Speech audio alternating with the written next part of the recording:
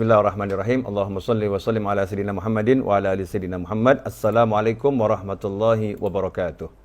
Nah, Nabi Yusuf alaihissalam adalah nabi yang dikenal dengan ketampanannya. Nabi yang dikenal dengan ketampanannya.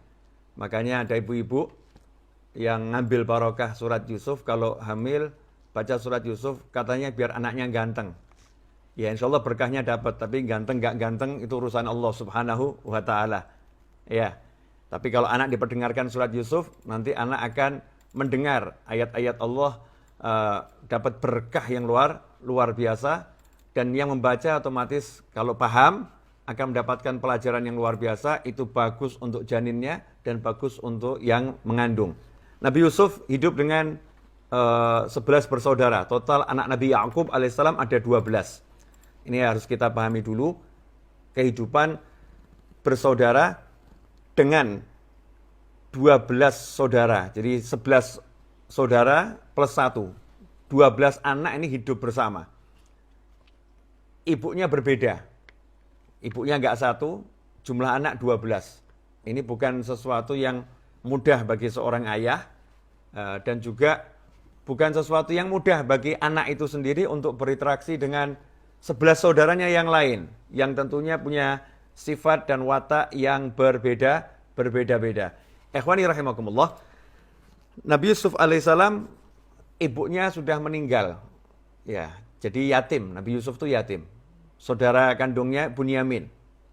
Sementara yang lain ibunya masih hidup. Tapi kalau Nabi Yusuf alaihissalam, yaitu dengan Bunyamin adiknya, ibunya sudah meninggal dunia.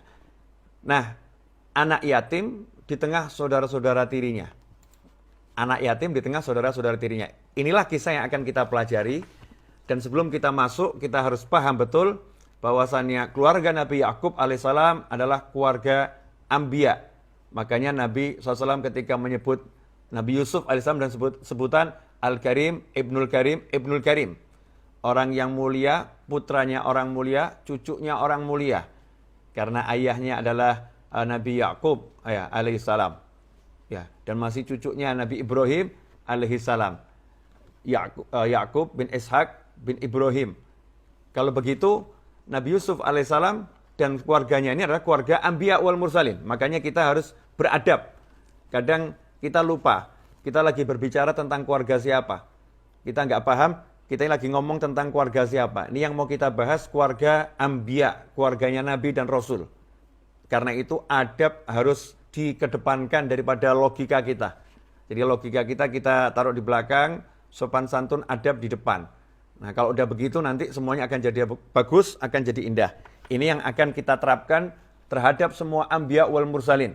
Ya, terhadap semua Nabi dan Rasul. Begitu pula kepada keluarga para ulama.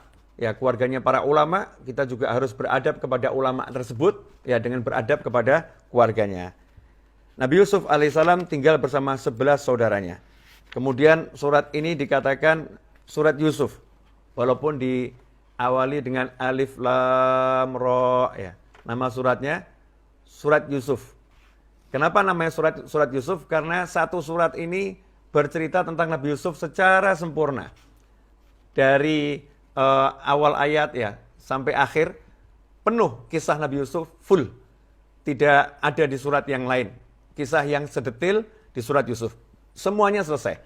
Kalau kisah-kisah Nabi yang lain, kisahnya itu berpisah-pisah. Ada yang di surat ini, nanti ada lagi diulang di surat yang lain, nyambung di surat yang lain. Tapi Nabi Yusuf alaihissalam, itu kisahnya utuh di dalam surat Yusuf. Kita mulai dari tadabbur ayat yang pertama. Insyaallah barakah. Ayat yang pertama, alif lam ra. Kita lihat di layar monitor. Alif lam ra. Tilka ayatul kitabil mubin. Menariknya, Al-Quran ini dari huruf hijaiyah. Yang dikenal oleh semua orang Arab. Dari huruf hijaiyah. Tetapi, kalau kita mau tahu, orang Arab itu ummi. Orang Arab ummi, ini penting ini. Untuk dipahami semuanya dulu. Orang Arab itu ummi. Ummi artinya apa? Tidak bisa baca, tidak bisa tulis. Ya. Tidak bisa baca, tidak bisa tulis. Tapi mereka orang-orang yang ahli dalam bahasa. Kan aneh juga ya. baca nggak bisa, nulis nggak bisa, tapi ahli dalam berbahasa. Artinya apa? Daya hafal mereka luar biasa, kemampuan mereka dalam sastra luar biasa, tapi mereka bukan orang yang suka menulis dan bukan orang yang suka membaca. Karena itu, dahulu di masa hidup Nabi Muhammad SAW, orang yang bisa membaca dan menulis bukan orang pandai. Orang yang bisa membaca dan menulis bukan orang pandai, tapi orang yang lemah hafalannya. Jadi yang hafalannya lemah itu membaca dan menulis, ya. Dia terpaksa harus menulis untuk nanti bisa dia ingat, untuk dibaca. Sementara orang-orang yang hafalannya kuat, bersandar dengan hafalannya. Dan itu rata-rata orang Arab di masa itu hafalannya luar biasa. Mereka kaum yang ummi. Alif lam ra itu kalau orang yang melihat, ya, orang yang melihat itu orang Arab yang tidak tahu baca Al-Quran, maka membacanya bukan alif lam ra. Membacanya seperti orang membaca dalam bahasa Arab. Akan dibaca alaro. Karena dulu nggak ada fathah, nggak ada kasroh, nggak ada dhammah. Di zaman Nabi Muhammad SAW nggak ada fathah, nggak ada kasroh, nggak ada dhammah. Ya, yang ada ya huruf saja. Kemudian nggak ada titik. Entah di bawah, entah di atas, nggak ada. Kalau nun ya tetap sama garis tidur. Kalau ba ya garis tidur, nggak ada titiknya. Adanya titik, adanya dhammah, fathah, kasroh, itu adalah produk para sahabat radhiyallahu ta'ala ajma'in dan produk para tabi'in. Menariknya di sini, walaupun mereka itu tidak bisa membaca, ya tidak bisa membaca, tapi Al-Quran kok turunnya bukan alaro, tapi alif, lam, ro. Apa hikmahnya? Nah ini yang kadang kita nggak merenung. Kenapa hikmahnya apa ya? Kita misalnya baru belajar membaca, tahu ada tulisan alam nasroh sama alif lam mim. Disandingkan alif lam mim, karena tulisannya juga sama, alif lam ketemu mim. Di surat yang lain alam nasroh, alif lam mim nasroh. Nanti kalau kita ini orang yang bisa berbahasa Arab tapi nggak tahu Al-Quran, bisa membaca tulisan Arab nggak tahu Al-Quran, kita akan membacanya yang pertama alama atau alima, yang kedua alam nasroh. Tidak akan kita baca yang pertama alif lam mim dan tidak akan kita baca yang kedua alif lam mim nasroh, nggak akan. Tapi kita akan baca alima atau alama, kemudian yang kedua alam nasroh. Kenapa seperti itu? Karena kita membacanya dengan kaidah bahasa yang kita pahami. Kaidah bahasa yang kita pahami. Ternyata Al-Quran tidak mau seperti itu, Allah nggak mau seperti itu. Maka Allah tidak menyuruh Nabi Muhammad SAW membacanya alama atau alima, tetapi alif lam mim atau alif lam ra di dalam surat Yusuf. Pelajarannya apa? Catat ini, karena kita jarang mendengar yang seperti ini. Pelajarannya Al-Quran itu ya, harus dipelajari dari orang yang pernah mendengar dari Nabi Muhammad SAW. Jadi bukan dipelajari dari mushaf. Al-Quran itu tidak boleh kita bisa bahasa Arab. Ya, saya bisa bahasa Arab, saya bisa baca alif, ba, ta, saya bisa. Jadi sekarang saya mau baca Al-Quran. Kalau dia baca Al-Quran ini tanpa guru yang pernah mendengar dari Nabi Muhammad SAW, maka nanti ketika baca alif lam mim jadinya alama. Baca alif lam ra jadinya alaro. Nah, ini dalil yang paling kuat, karena itu kita harus punya sanad. Ya, punya sanad dalam belajar Al-Quran. Saya udah hatamkan Al-Quran ini dari awal sampai akhir dari fulan. Ya, fulan dari fulan, fulan dari fulan. Sehingga bacaannya betul itu berasal dari Nabi Muhammad SAW. Karena ada tulisannya Bismillahi majriha. Tapi bacanya Bismillahi majriha.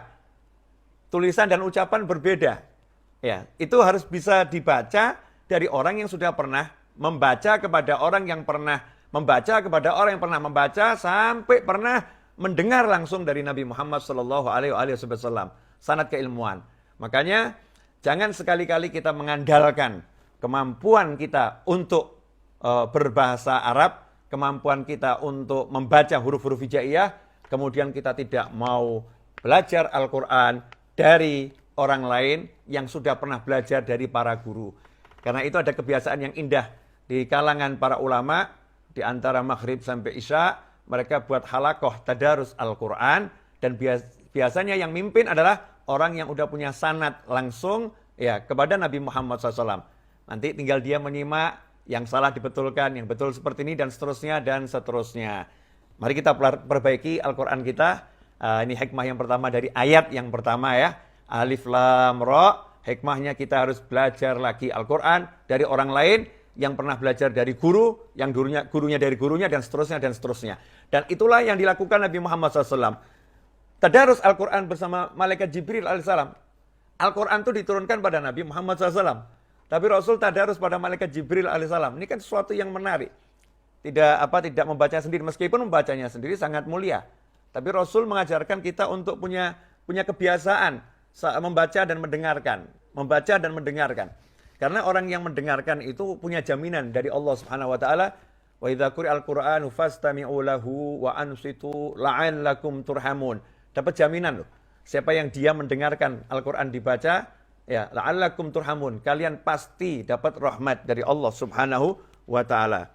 Kemudian yang kedua, hikmah dari Alif Lam Ra.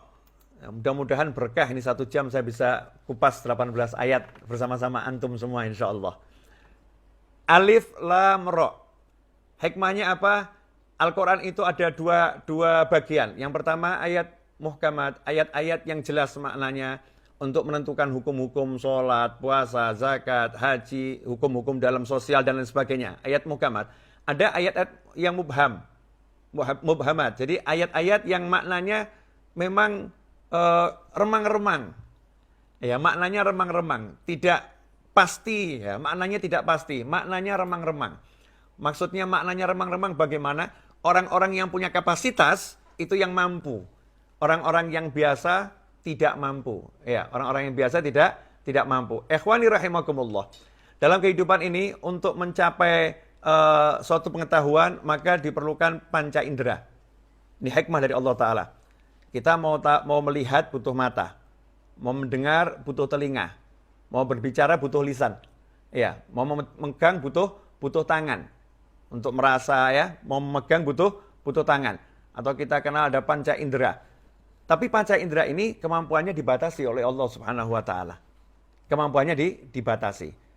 Kemudian mau berpikir butuh akal, mau berpikir butuh akal, sebagaimana mata, telinga, hidung, lisan, ya, tangan, maka akal juga dibatasi oleh Allah Subhanahu wa taala.